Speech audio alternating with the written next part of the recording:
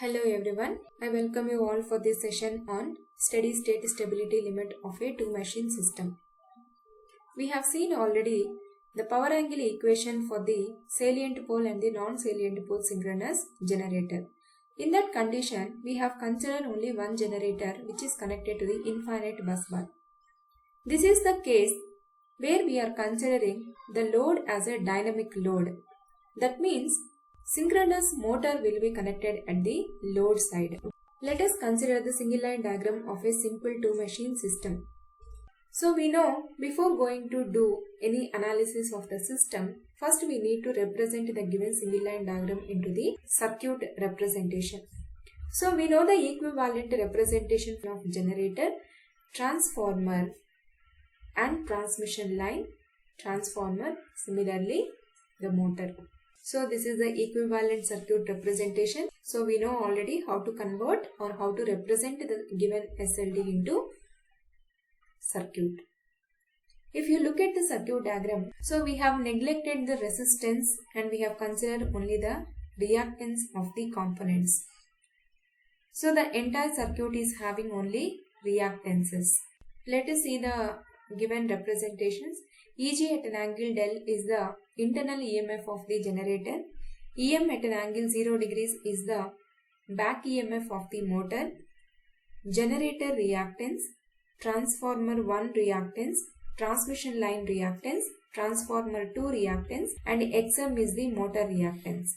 So as I told you, since we have the complete circuit is having the reactance value, we can add all the reactances and find the equivalent reactance so that the circuit can be further simplified as like this, where we have a single generator and a motor which is connected to a equivalent reactance X.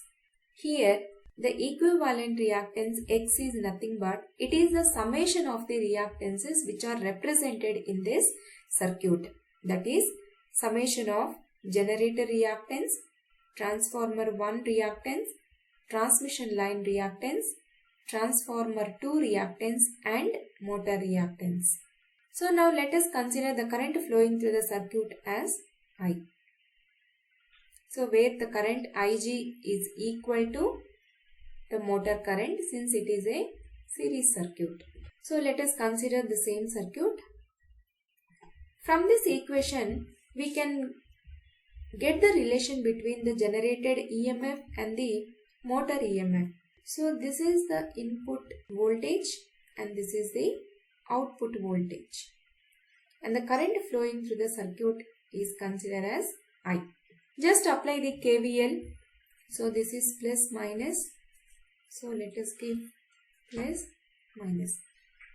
So if you apply the KVL, we can write Eg at an angle del is equal to Em at an angle 0 degree plus I into Jx. So from this equation we can represent the current flowing through the circuit as Eg at an angle del minus Em at an angle 0 degree divided by Jx. Whenever you are representing both the magnitude and angle, you need to represent like this. This is a representation for magnitude and angle. Now let us give the phasor diagram representation for this given circuit. Always we will consider the output side quantities as a reference phasor. So here also we are going to consider the motor EMF as a reference phasor. Em at an angle 0 degree. We know synchronous machines are predominantly reactive in nature. So the current will be lag behind the voltage by some angle phi. That is nothing but power factor angle. So we have only the reactive component here.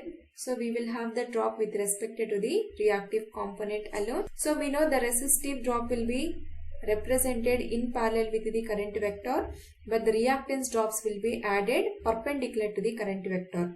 So that means Ijx drop will be added like this. So how the direction will be decided? So the components will be added perpendicular to the current vector. This is I into Jx drop. From this equation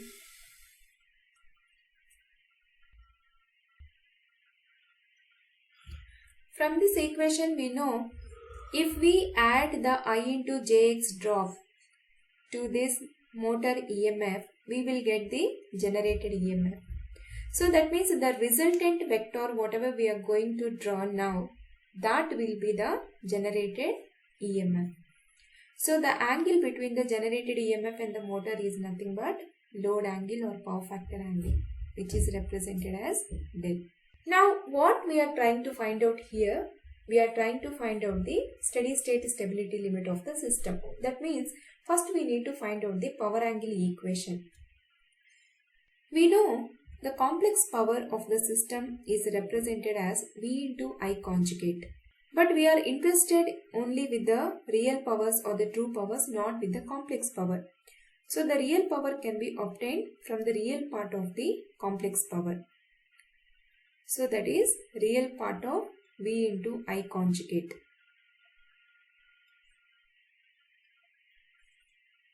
So now we need to find out the power generated by the generator and the power received by the motor. What is the relation between these two? Do we have a different equation for these two? Which is greater and which is a smaller quantity, or both are equal? First we need to confirm that relation. If you look at the circuit, here we don't have any resistive component. Only the resistive component will cause the power loss. So wherever resistance is neglected, there won't be any power loss in the system. That means the power generated will be equal to the power received by the motor. So first let us try to find out the equation for power generated. So then where these two will differ means, so the operation will be just in the opposite direction. That's it. We know the complex power S is equal to V into I conjugate. From this, real power is equal to real part of VI conjugate. But what we want to find out? Power generated. So what is the change that we are going to do is, in place of V, so they have given the generated voltage value for the generator. So that's it. Power generated is equal to real part of Eg into I conjugate. First let us try to find out the component inside this bracket. Then later we will take the real part. Eg into I conjugate. So Eg is nothing but mod Eg at an angle del. I component, I, what is that? We have an equation. Eg at an angle del is equal to Em at an angle 0 degrees plus I into Jx. From this relation you can write the current I as mod Eg at an angle del minus, send this term this side, minus Em at an angle 0 degree divided by J into X term will go to denominator. Whole conjugate. That is equal to mod Eg at an angle del. First let us simplify inside this, then we will apply the conjugate. Mod Eg at an angle del minus mod Em at an angle 0 degree divided by X at an angle 90 degree. Jx it is.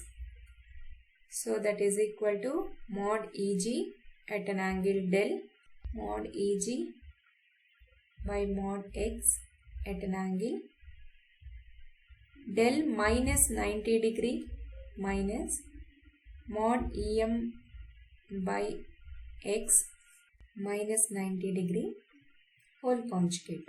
So what will happen if you bring the conjugate to the operation?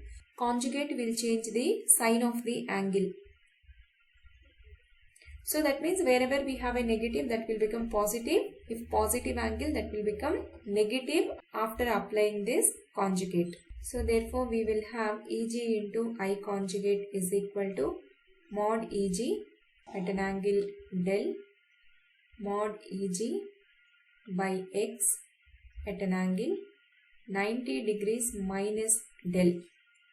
After applying conjugate mod Em by x, previously it was minus 90 degrees, now it will become plus 90. So now let us simplify by multiplying mod Eg at an angle del with each term inside the bracket. Mod Eg into mod Eg square by x at an angle. These two are multiplying with each other, so the angles will get added. So that is 90 degree minus del plus del minus mod Eg mod Em divided by x 90 degree plus del. That is equal to mod Eg square by x at an angle 90 degree minus mod Eg mod Em divided by x at an angle 90 degree plus del. Therefore, the power is equal to real part of Eg into I conjugate. That is equal to, so real terms means at an angle theta can be written as cos theta plus j sin theta. So real terms will have only the cosine terms. That means mod Eg square divided by x into cos 90 degree minus mod Eg mod Em divided by x into cos 90 degree plus del. Cos 90 is 0, so this term will become 0. Cos 90 plus del is equal to minus sin del. So that means minus Eg. So this term will become minus into minus plus. So that means the power is equal to mod Eg mod Em divided by x into sin del. Therefore, the steady state stability limit for the generator will be equal to mod Eg mod Em divided by x. So at del is equal to 90 degrees. Because wherever the sine term becomes maximum, that is the steady state stability limit of the system. So we know the sine del will be maximum at del is equal to 90 degrees. This is in case of generator. So the motor also will be more or less the same concept, only the operation will be just in the opposite direction to the motor. Whenever if the generator delivers the power, the motor receives the power. So let us see the power angle curve of the two machine system. So we have seen the power angle equation of the cylindrical rotor synchronous generator like this. So where the steady state stability limit will be at 90 degree. And the stable region is the positive. Wherever we have the positive slope, that will be the stable region. So wherever we have a negative slope, that will be treated as a unstable region. So in the same way, for the motor action, we will go in the reverse direction opposite to the generator. So this will be the power angle curve for the motor. So this side we will represent the generator action and this side we will represent the motor action. Let us see those curves in detail. So now this is the motor. This is for generator. Let us mark the angles. So left side region will be called as a motor action. It's a negative region. And the positive side will be called as a generator action. So we know at 90 degrees we are going to get the steady state stability limit for the generator. Similarly at minus 90 degrees we will get the maximum power for the motor action. So wherever we have a positive slope, that will be called as a stable region. That means between minus 90 degrees to 90 degrees, we will get the stable region. So beyond 90 degrees and minus 90 degrees will be called as a unstable regions. This is all about the steady state stability limit of a two machine system. I hope it is clear. Thank you.